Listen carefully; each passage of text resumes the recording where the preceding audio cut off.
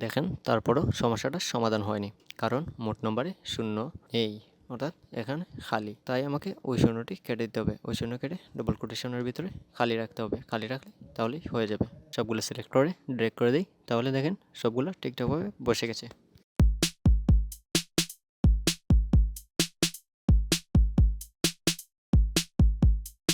এই ভিডিওতে আমরা দেখব এক্সেলে কিভাবে রেজাল্ট শিট তৈরি করতে হয়।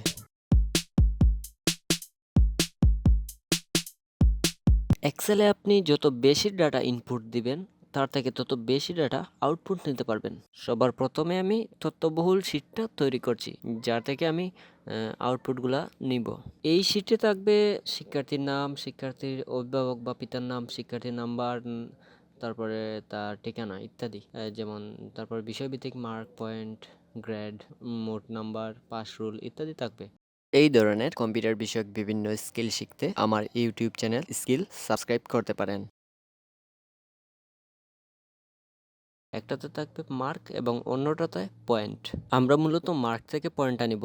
যেমন 33 পেয়েছে 1 পয়েন্ট চলে আসবে। এটা মূলত আমরা একটা গ্রেড নির্ণয়ের শিট অনুযায়ী করব। মার্ক দিলেই যেহেতু পয়েন্ট চলে আসবে, সেহেতু আমরা পয়েন্টের ঘরে সূত্রটি লিখব সমান ইফ ব্র্যাকেট K3, অর্থাৎ মার্ক যে ঘরে থাকবে ওই ঘরের নাম K3 greater than 79। Greater than মানে 79 থেকে যদি K3 ঘরে বেশি হয়, তাহলে কমা ডবল কোটেশন 5 পয়েন্ট। 5 পয়েন্ট কিন্তু ডবল কোটেশনের ভিতরে দিতে হবে। এখানে লক্ষ্য করুন, 79 থেকে যদি বেশি হয় K3 ঘরে, তখনই এখানে 5 পয়েন্ট দেখাবে। 79 থেকে নিচে হলে কিন্তু দেখাবে না। একইভাবে আবার দিব ইফ K3 ঘরে গ্রেটার দেন 69, অর্থাৎ 70 পেলেই এখানে 4 পয়েন্ট দেখাবে। অবশ্যই 4 পয়েন্ট ডবল কোটেশনের ভিতরে থাকতে হবে। আবার দিব comma if bracket K3 greater than 59, কমা 3.50, অর্থাৎ এখানে যদি 59-এর উপরে, অর্থাৎ 60 থেকে একদম 69 পর্যন্ত কোনো নাম্বার থাকে K3 ঘরে, তখন 3.50 দেখাবে। এর আগের ঘরের ক্ষেত্রেও সেম হবে। একইভাবে করব বাকিগুলা। অবশ্যই গ্রেড নির্ণয়ের শিট অনুযায়ী আমাকে এগুলো করতে হবে। এখান থেকে যদি কোনো কিছু বুঝতে না পারেন, তাহলে কমেন্ট করতে পারেন। এবার আমি যতগুলো ব্র্যাকেট ওপেন করেছিলাম সবগুলোকে ক্লোজ করে দেব। দেখি 1 2 3 4 5 6, 6টা ব্র্যাকেট ক্লোজ করে ইন্টার করে দিলাম। এখন দেখেন মার্ক যে ঘরে আছে সেই ঘরে কোনো কিছু না থাকায় এন্টার করে ফলস চলে আসছে। 32 দিলাম, তারপরও ফলস। 33 দিলাম, 1 পয়েন্ট চলে আসলো। 39 দিলাম, তারপরও 1 পয়েন্ট থাকলো। এবার যদি 40 দিই তাহলে 2 পয়েন্ট।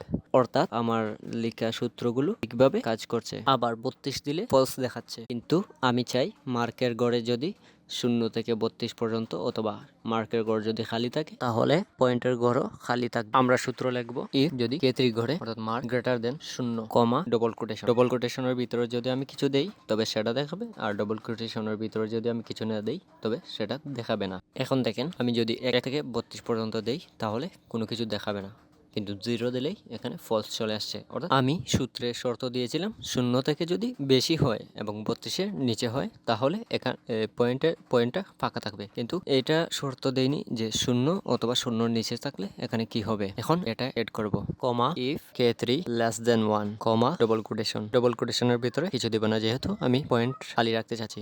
অর্থাৎ 1 পয়েন্টের নিচে যদি K3 ঘরে কিছু থাকে, যেমন 0 অথবা কোনো কিছু না থাকে, তাহলে পয়েন্টও খালি থাকবে।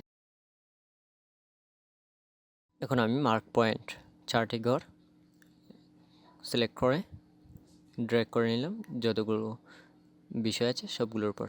দেখেন সারণী অনুযায়ী ঠিকঠাকভাবেই কাজ করছে আমার সূত্র। এখন মোট নম্বর হিসাব করব। আমরা জানি এক্সেলে সাম যোগ করে, তাই equals to some bracket open, বিষয়ভিত্তিক মার্কগুলো সিলেক্ট করে ব্র্যাকেট ক্লোজ, তারপর ইন্টার করে দেব। দেখেন মোট নাম্বার যোগ হয়ে গেছে। কিন্তু আমি চাচ্ছি কেউ যদি কোনো বিষয়ে 32 পায়, অর্থাৎ পাস না করতে পারে, তাহলে মোট নাম্বারে কিছু দেখাবে না, অর্থাৎ মোট নাম্বার যোগ করবে না। এই জন্য আমি লিখলাম ইফ ব্র্যাকেট ওপেন যে কোনো একটা মার্কের ঘর, যেমন K3 less than 33, comma double quotation. Double কোটেশনের ঘরে কিছু লিখবো না। এখানে কি হবে, K3 ঘরে যদি কেউ 33-এর নিচে পায়, অর্থাৎ 32 থেকে 1 বা 0, তাহলে কোটেশনের ঘরে যা থাকবে তাই দেখাবে। আমি কোটেশনে কিছু দেইনি, তাই কিছু দেখাবে না। একইভাবে বাকি মার্কের ঘরগুলোর জন্য আমি সূত্রগুলো সাজিয়ে নিব।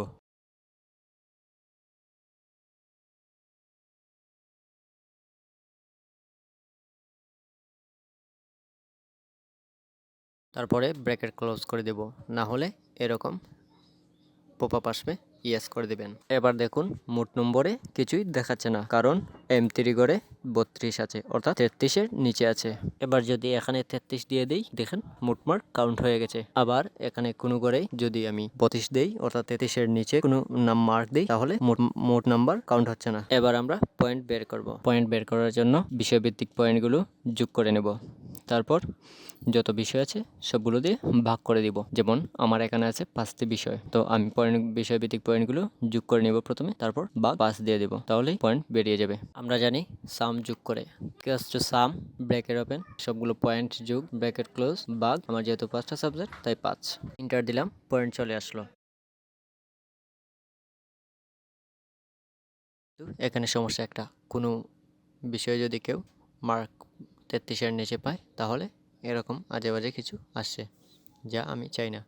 যেমন এখানে যদি 32 থাকে, তাহলে যেন পয়েন্টে ফেল দেখায় অথবা কিছু না দেখায়। তার জন্য আমি আবার সূত্র লিখলাম, ইকুয়ালস টু ইফ, যদি ব্র্যাকেট ওপেন কাউন্ট করবে, সবগুলো পয়েন্ট যোগ করলাম, ব্র্যাকেট ক্লোজ সমান সমান যদি 0 থাকে, কমা, তাহলে যেন কিছু না দেখায়, তাই ডবল কোটেশনে আমি কিছু লিখলাম না। তারপর কমা দিয়ে ব্র্যাকেটটা বন্ধ করে দেব। এখন যদি আমি মার্কের কোথাও 32 দেই, তাহলে মোট নম্বরেও কিছু আসছে না, মোট পয়েন্টেও কিছু আসছে না। কিন্তু আমি চাই কেউ যদি কোনো বিষয়ে 33-এর নিচে পায়, তাহলে যেন পয়েন্টে ফেল দেখায়। তাই আগের সূত্রে গিয়ে কোটেশনের মধ্যে যেখানে খালি রাখিয়েছিলাম, ওই জায়গায় ফেল লিখে দিলাম। এখন কোনো বিষয়ে যদি কেউ 32 নম্বর পায়, অর্থাৎ 33-এর নিচে, তাহলে পয়েন্টেও ফেল দেখাবে, মোট নম্বর যোগ হবে না। এবার আমরা গ্রেড বের করব। পয়েন্ট দিয়ে।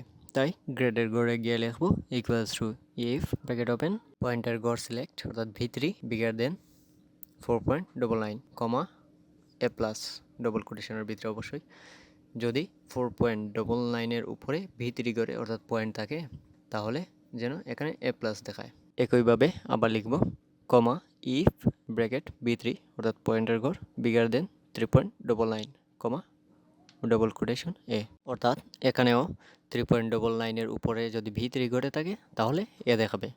ঠিক একইভাবে আমরা বাকিগুলো করে নেব।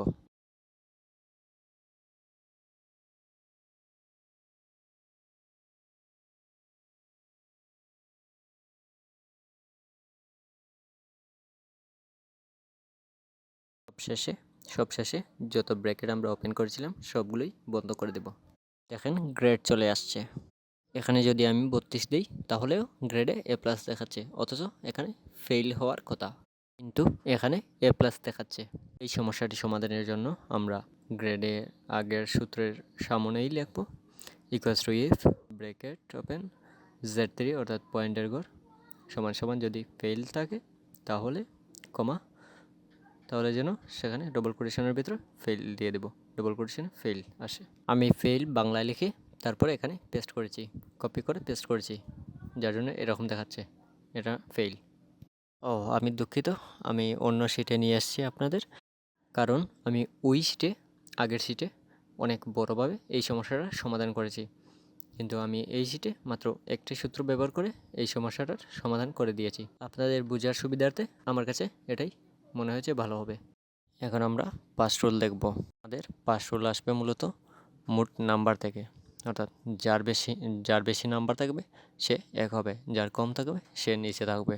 তার জন্য আমরা পাস রুলের ঘরে গিয়ে কল করলাম rank equals to rank bracket open U3 অর্থাৎ মোট নাম্বারের ঘর U3, কমা, তারপর U3 থেকে আবার যতজন স্টুডেন্ট আছে সবাইকে একটানে সিলেক্ট করে নিলাম। হ্যাঁ, আমি এখানে একটা ভুল করেছি, এটা একটু পরে বলছি আপনাদের।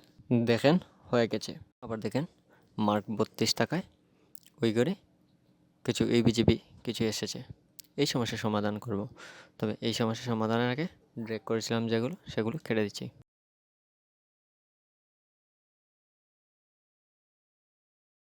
এবার পাস রুলে ক্লিক করে আমরা র্যাঙ্কের সামনে লিখলাম ইফ ব্র্যাকেট ওপেন U3 অর্থাৎ মোট মার্কের ঘর U3 ইকুয়ালস টু 0 যদি থাকে, তাহলে ডবল কোটেশনের ভিতরে কিছু দিলাম না, অর্থাৎ শূন্য, অর্থাৎ কিছু দেখাবে না। তারপর কমা দিয়ে ইন্টার করে নেব, ইয়েস আসলে ইয়েস দিয়ে দিব।